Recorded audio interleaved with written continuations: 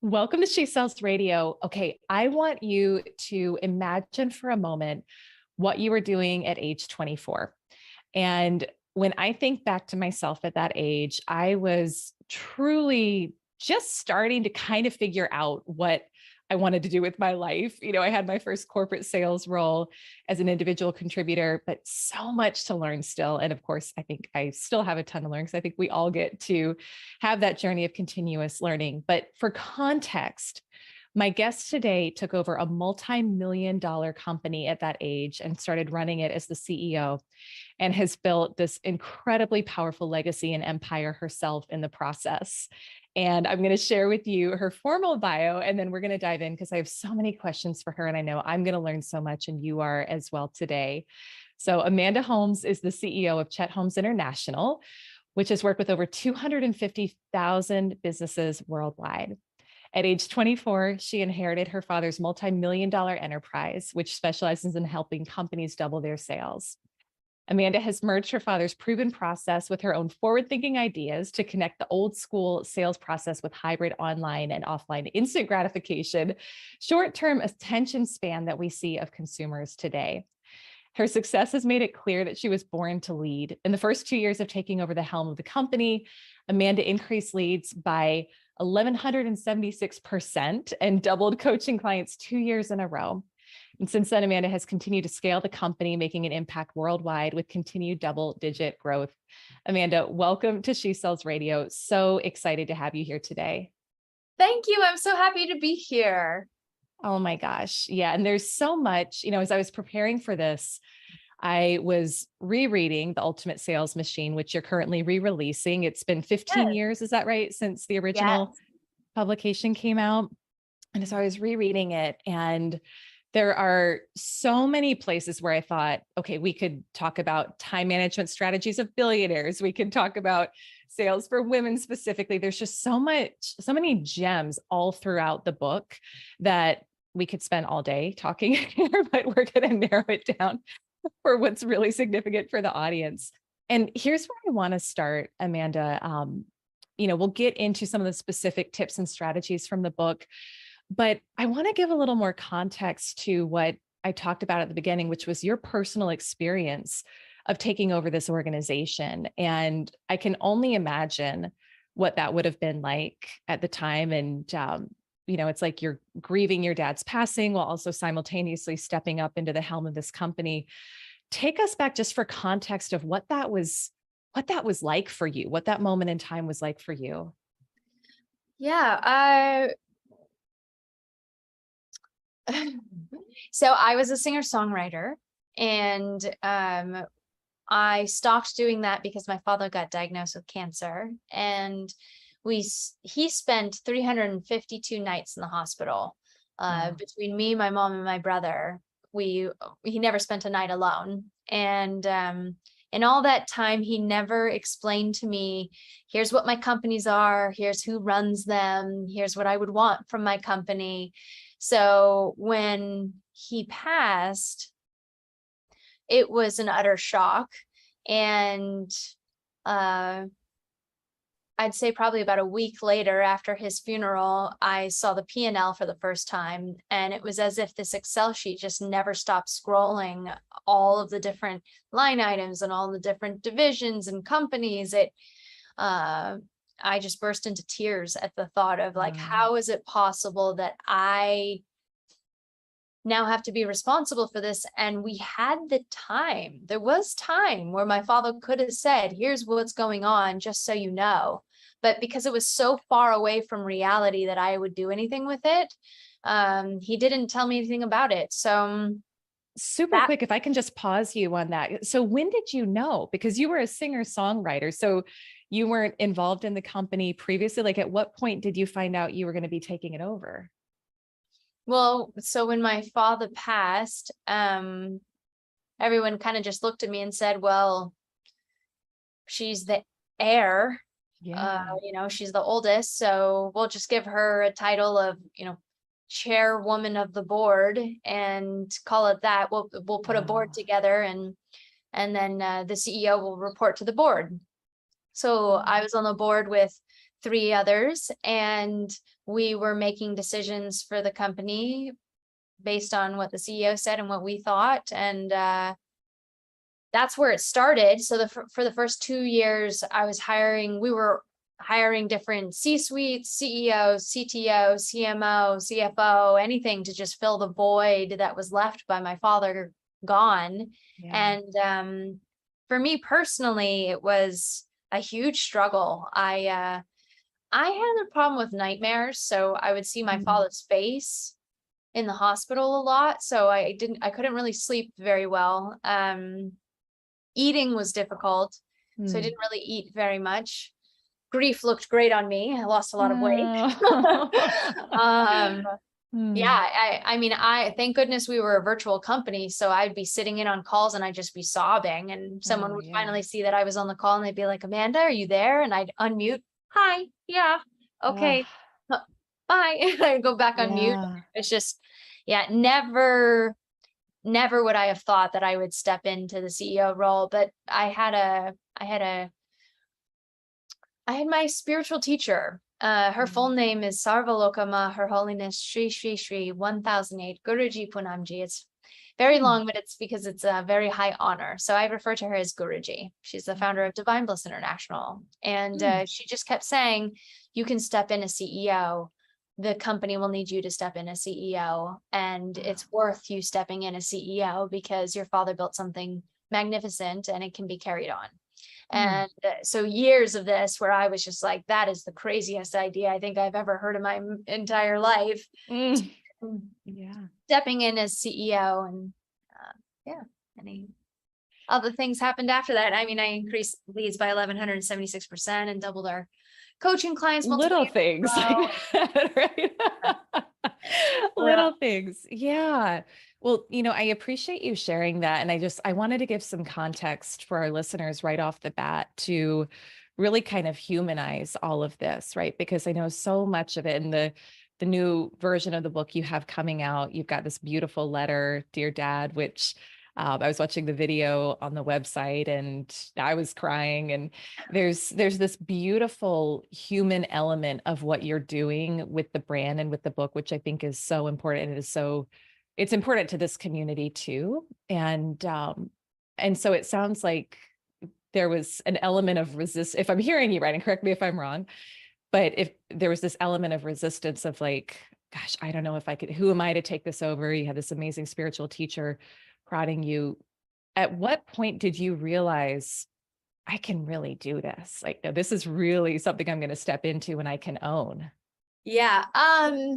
So one of my staff, we were at an event and he leads people up Kilimanjaro. And he said, Amanda, I think you'd really like to go climb the largest freestanding mountain with me. It's awesome. You'll have no problem. You're very active. And I went, okay, when would I have to tell you by? And he was a little surprised that I said maybe I would consider it. He's like, well, I would need to know by tomorrow because we leave for Africa on Monday. And here we are, like Wednesday, Thursday, right? So I said yes. And I was like, this is the perfect way to celebrate my 26th birthday. Wow. So I said yes. And within like 3 days, I was in Africa. And majority of people don't know, but altitude sickness is actually easier on people that smoke because it restricts your breathing. So for a smoker, they do really well in altitude sickness. For me, I was a trained vocalist, so breath control is so critical. I just finished yoga teacher training, so I just got my 200 hour as a yoga therapist. So breath is such a huge thing for me that from day one, I was getting nauseous, I was having headaches. And looking up at the top of this, I mean, the largest freestanding mountain in the entire world is Mount Kilimanjaro in Africa. Yeah. And I looked at it and I went, I don't know if I'm going to make it. 5 days of walking to get to the top and you walk above the clouds. Oh, so, wow. yeah. So I did end up summiting, but I barely made it. Like the last day I had one guy by the name of Donut had one arm so that I wouldn't fall down the mountain. And then there was another guy on my left arm and then one guy behind me to make sure I wouldn't fall. And so I was still kind of stepping, but Yeah. my eyes were rolling to the back of my head. Like a guy died the same day that I summited. So it was rather intense. Wow.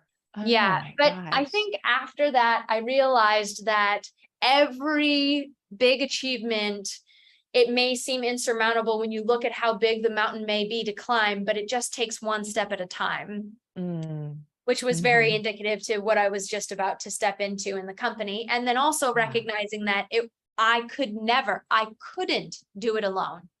I didn't want to climb Kilimanjaro with the help of people.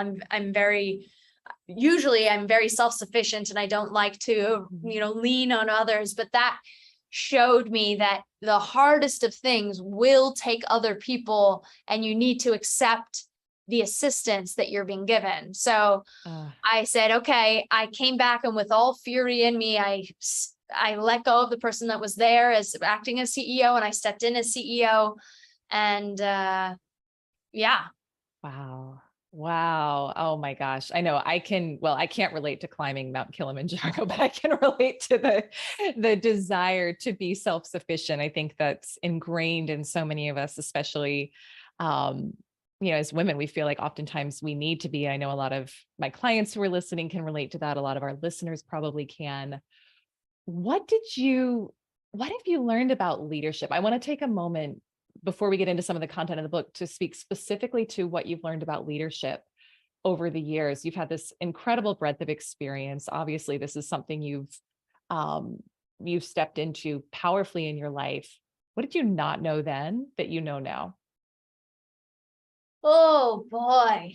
I guess at first it was really about me proving myself. What do I need to do to prove that I can take this role on, because it was, I was the last person to believe that I should be there. And then when I finally said yes, there were people that had been seasoned in the company for 10, 15 years that were now reporting to me. So it was kind of this, what are you here for? Right. Sure.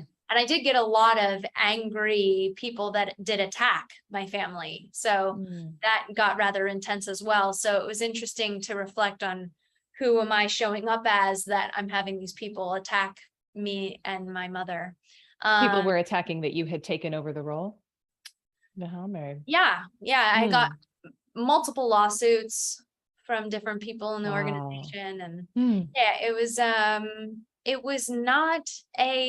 hostile takeover.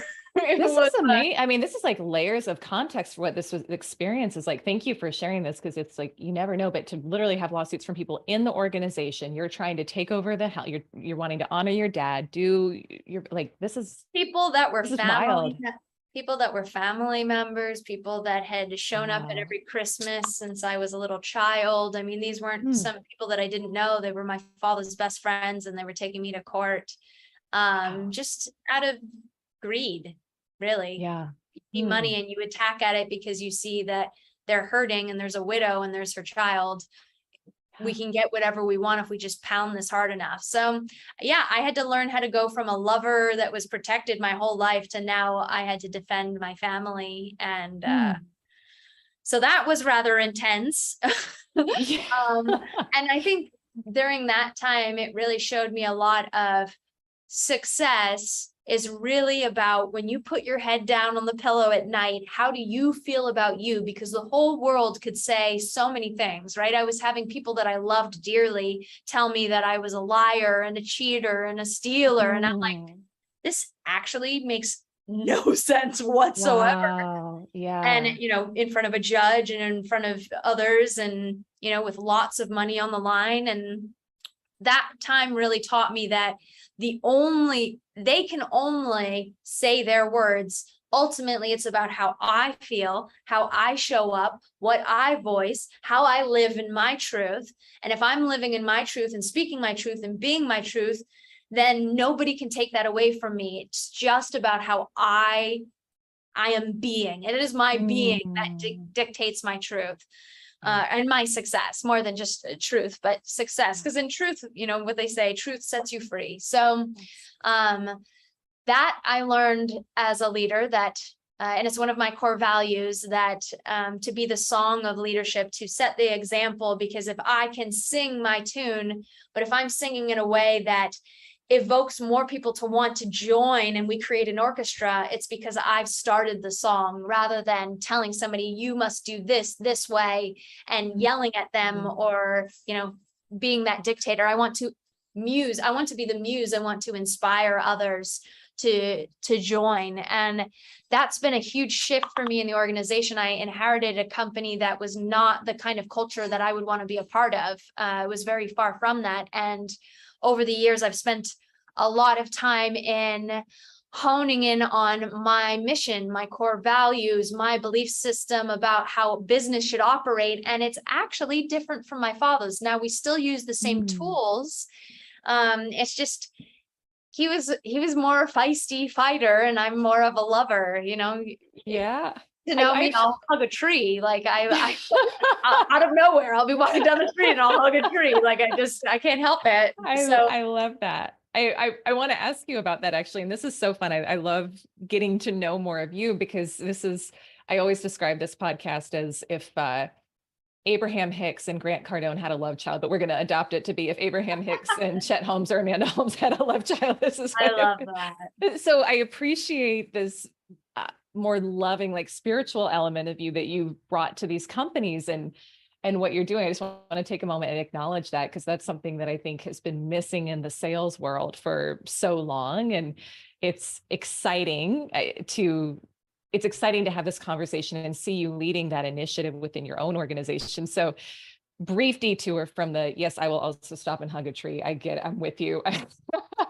Well, I was lucky enough to have my guru assisting me here. And for example, one of the things we had to shift very quickly, because my company was in a place where it was right in the middle of going from everything was offline. We hadn't collected $1 online, and my industry had already started operating e-commerce and having sales online. And so I had to very quickly figure out how to turn radio ads. That was our only way of generating leads, to now, how do we change this, since my father's no longer here and he was the innovator. So I started doing webinars, one-to-many. And I did this one webinar in particular where I hadn't sold a thing. And usually it was about 400 business owners on a call. And here I am, 26, teaching them how to double sell. So I don't know where I got the gumption to do this back then. I look back and go, oh my God, I can't believe I did it though. You did it. So I came in, so I study, my guru has a healing center in Florida. And I happened to come in one day where she was there too, and I bowed in respect, and she could see that I was a little upset. So she said, what's going on? I'm like, oh, no worries. I just did a webinar and I didn't close much. And she, she's an enlightened being. She's just evolved saint, as if she really knows what that really is. And she's like, close? What do you mean close? And I said, to close a sale, like close like a vice. And, or to win a big deal, to close. And then her response was, she looked very puzzled. And then she replied back with, why would you ever want to close something? To close means to put pressure on you and to put pressure on the person that you're talking to. You're talking to so many people on each of these calls. If you planted a seed, then you could grow a tree, which would bear fruit. And with the amount of people you're talking to, you could create an orchard with every conversation. And something in my head shifted in that moment from, I'm not closing, I'm planting seeds. And that assisted, just a mental shift in my head. We increased our sales conversions by 1,100% after that. And I doubled our clients right after that, 2 years in a row. And many things happened after that. But that shift in my mental state helped me get away from the pressure of trying to force something versus nurturing something and planting a seed to bear fruit. Oh my gosh. I'm so glad you shared that, because I was in corporate sales for years and years. And my experience was being a top producer, but experiencing so much pressure anxiety, panic attacks, eating disorder, like all the things, because I just felt so much pressure to constantly be quote unquote closing. And we have a lot of women in corporate listening. We have a mixed audience. So we have men in corporate, we have everyone listening. And it's like, sometimes I forget, sometimes being in the entrepreneurial space, you forget how much of that conditioning is still there, but it's still there.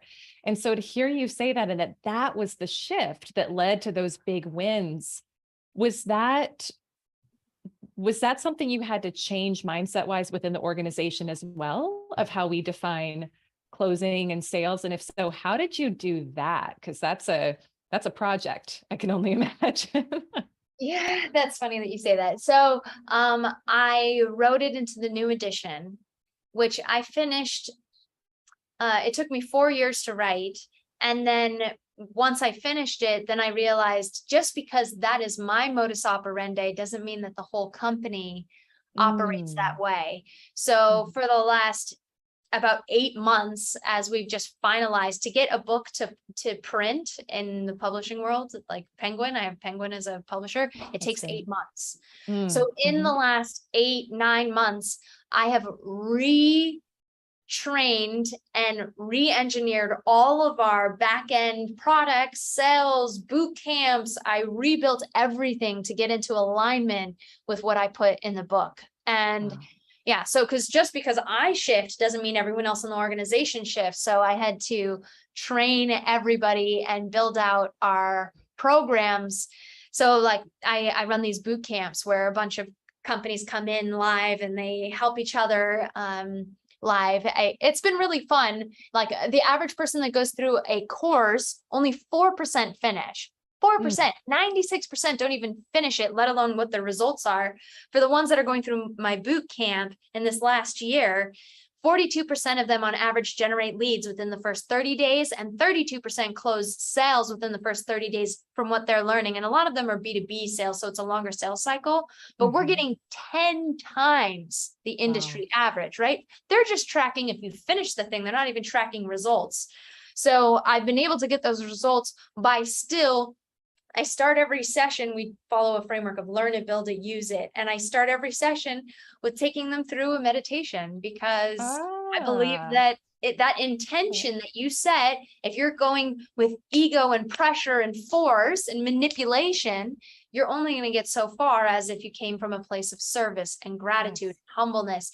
Let's remove that commission breath off of your breath, right? Right. So getting them into a state of positivity with just a really quick meditation has been hilarious. And I think it's also opened up this space for my staff and then our clients to realize, that's okay. And we've been through a lot the last few years. COVID really took a number on the world. I mean, the number one thing that people want to spend their money on this year in the United States is mental health. Mental health over physical health. You'd think that because we went through a pandemic, it would be physical health and financial security, but number one is mental health. So now more than ever, people are looking for that peace of mind.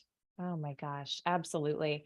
It's so exciting for me to hear you share this. And I know our listeners will be too, because I find even in the organizations that I'm talking to, it's like there's this resistance sometimes to this more elevated way of thinking, this higher level of consciousness around sales, right? But I think I'd be curious to get your perspective. Like it usually just takes a little bit of experiencing. What is it like to approach this process from a higher level of consciousness? What is it like to, like, you actually sell more when you lead with love and when you plant the seeds like you're talking about, right? But yeah, I think it's step by step and person by person kind of leading that change. Yeah, go ahead. Yeah, it's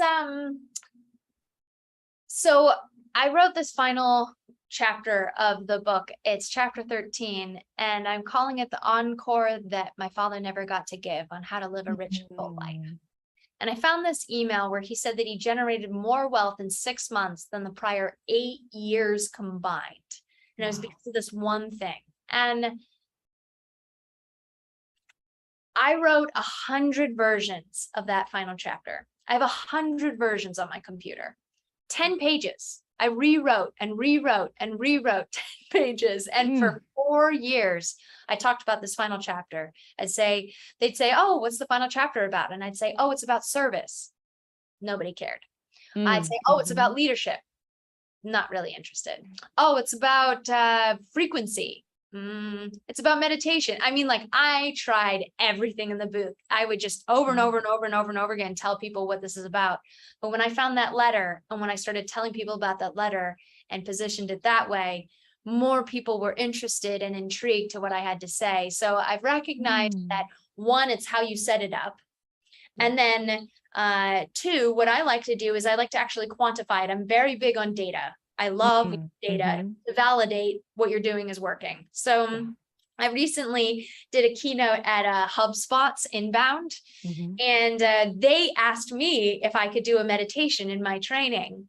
And which was very funny to think. And I said, okay, I will, but only if the audience says that they'd like to. So I said to the group, after I explained my story, I said, I could, for the group, for you guys, I could walk you through a process that I use to get my mind into clarity, to get me into focus, to be able to take over this company when it was literally impossible. It won't cost you a dime. It'll take you less than 60 seconds, but I will only teach you if the majority of the room will raise your hand and say, yes, I would like to hear this. And I'm telling you, like 7/8 of the room raise their hand, like, yes, I would like to.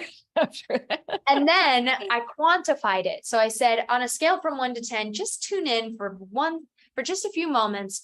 How stressed are you right now? On a scale from 1 to 10, 10, I need to go to the loony bin. I'm so stressed out. 1, I'm okay. So I had them all write down their number, quantifying it. Then I led them through meditation in 60 seconds, which was awesome. I couldn't stop. You couldn't wipe the smile off my face.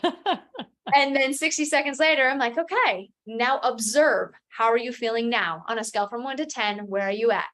Okay, now raise your hand if your number lowered, right? And majority of them, right, raise their hand. I'm like, I probably lowered your stress, judging by, I do this a lot. I would guess about 20%. I probably lowered your stress from an 8 to a 6, from a 6 to a 4 in just 60 seconds, without giving you a pill, without having you talk to a therapist, without going out and having to drink yourself into oblivion. And we have that opportunity within us at all times, right? I mean, I love easy, it. Easy, effortless, small steps, quantifiable, and setting it up in a way that they realize that they get something that either saves them time or money. So good. So good. So good. So I don't know how much you can share about what your dad said in that letter, but you did mention it before. Is that anything that you're sharing publicly yet, or do we need to read the book to find out about how he did? Yeah. So once I read that, I recognized that it was very similar to what my guru was teaching me. And it was as if he had started that process. And then because of me watching, because I watched what happened, but I never really fully put it into understanding until I read his letter. And that affected me for the next decade. So I blended the two of what my father had said he had done with what I had practiced and what my guru was telling me. That's why it took so long, because there was so many different pieces to it. But I'll give you another nugget. So I had asked my guru what should come from the book, and it was exactly what was in the letter. So she said, if you go up to a tree and you want an apple, let's say, you could go up with an axe and you can hack at the tree with anger and aggression, and you can knock down one of the arms of the tree, and you can take your fruit. And you can have your fruit that way, or you can walk up to a tree. You can see its beauty. You can admire its growth. You can climb up a ladder, and in humbleness and gratitude, you can take that fruit. Now, if you run up and you do that in force and ego and manipulation, that fruit you can still eat, but it will steal the sweetness from the fruit. Whereas if you come to that, it's still the same fruit. You're still going to get the fruit.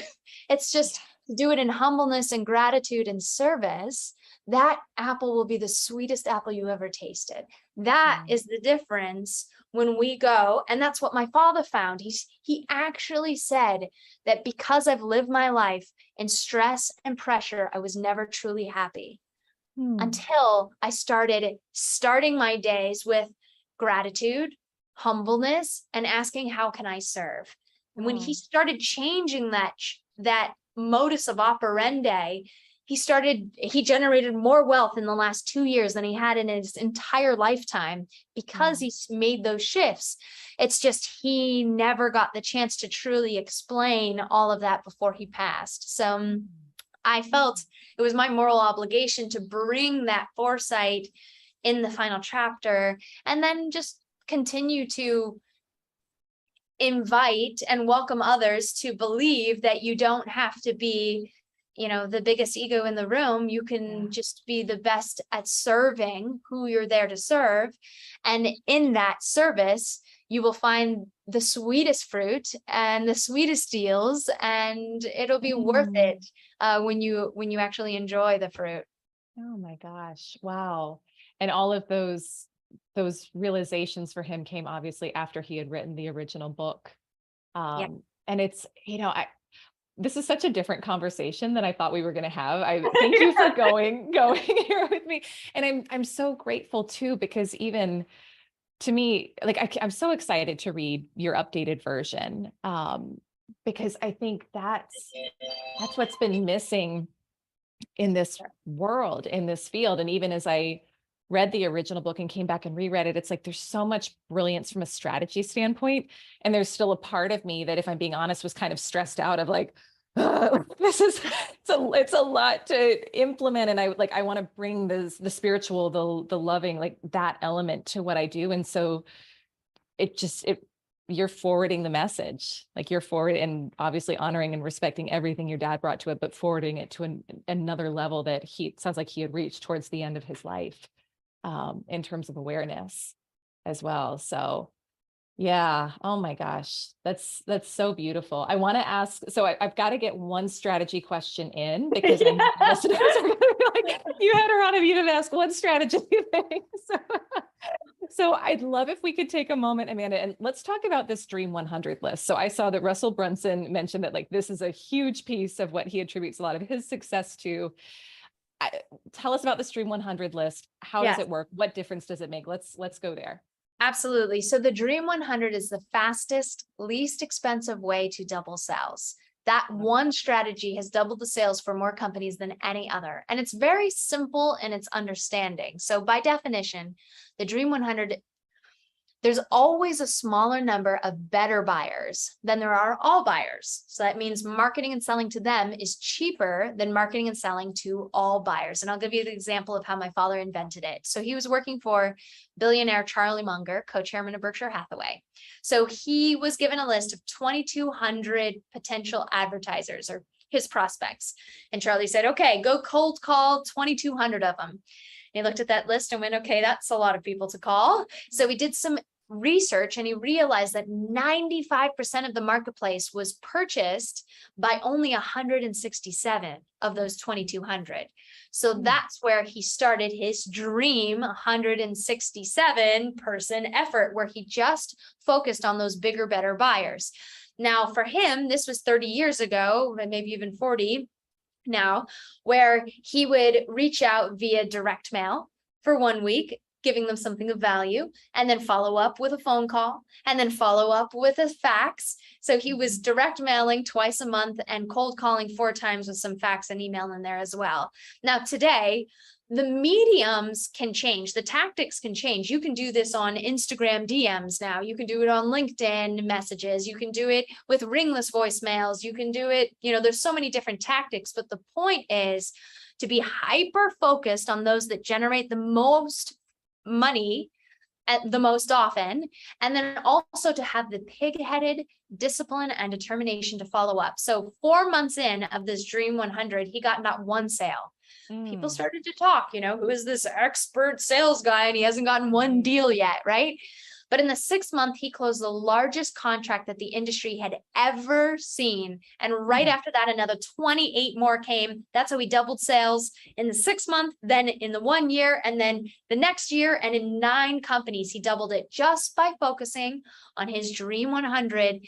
And with pig-headed discipline and determination, we always say pig-headed discipline and determination, he was in their face, in their place, in their space. How can I provide value? What can I do to be of service? How can I educate you so that you think of as soon as you need a product or service like mine, I am the number one person that you're thinking of. That is how you artfully create a dream 100 that leads to you doubling sales. That is brilliant. And anyone can do that, whether you're an individual contributor, whether you're an entrepreneur leading sales. And the other piece that I really got from that, which I think is true of probably everything in life, including sales, is right before it all happens, you feel like you want to quit. It's like that moment. This isn't happening, right? He's 4 months in, nothing has happened yet. People are questioning, but that he continued and persevered, and boom, boom, boom, boom, boom from there. So reminder for all of us who feel like the sales aren't coming, the clients aren't coming. It's that perseverance. It's the pig-headed discipline and determination, right? So absolutely. Oh my gosh, this has been beautiful. Like I said, not at all where I thought we were going to go, but I love it so much. And thank you for being flexible and willing to share. Two final questions, and then we'll complete for today. So the first, Amanda, like I am so excited to go get the revised edition of the book. I can't wait for it to come out. For everyone who's listening, I know they're going to want to go grab it. Where can they go to pre-order the book, and then also to connect with you further? Yes, ultimatesalesmachine.com is where you can get the book. I don't know when this will go live. So Couple weeks, it'll be end of October. Oh, okay. So it'll be available on Amazon at that point. But if you want the extra bonuses, like I have a 47-point checklist on how to find your dream 100. That's if you go to ultimatesalesmachine.com, and there's a couple more extra bonuses in there. So ultimatesalesmachine.com. And then also, if you want to connect with me online, I'm everywhere online, but I spend majority of my time on Instagram. And Amanda Holmes is taken, so I had to do my salsa name, which is Amandita Holmes. Amandita Holmes. I love it. How did I not notice that when I was doing my pre-interview Instagram stalking? I don't know. That's great. Yeah. Amazing. Amazing. And then just final question, one of the things that I'm really passionate about is empowering, empowering women who are younger on their journey, earlier on their journey. I remember when I was in my 20s, there was so much I didn't yet trust about myself, my instincts, how I could achieve goals I wanted. And my mission with the show is really to help empower women to learn to trust themselves, that they can do it the way that feels right, that they are deserving of more money and abundance, et cetera. And I'm just curious, as you look back on 24-year-old Amanda, the number one piece of advice you would have given to her from where you're standing today.